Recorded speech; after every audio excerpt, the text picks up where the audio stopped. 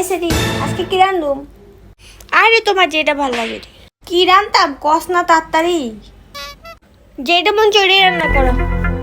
যা ইচ্ছা আবার কি?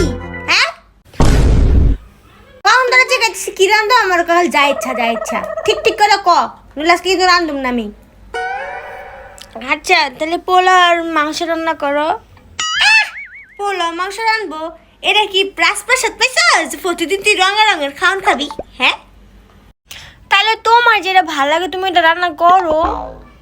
আমি তো গাদার মতো খাইতে যাবো, আমার যা দিব আমি তাই খামু।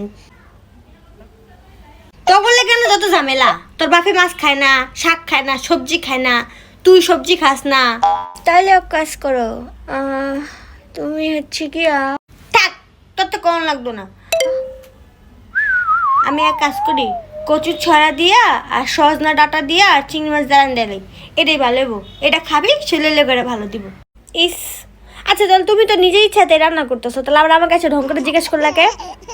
আমি আমার খাওয়ানোর লেগে কই নাই, তোকে বাপ বেটি জানি ভালো হয়, তোকে বাপ বেটি শরীরে জানি টিকে হেল লাগাই কইছি যে রান্ধু।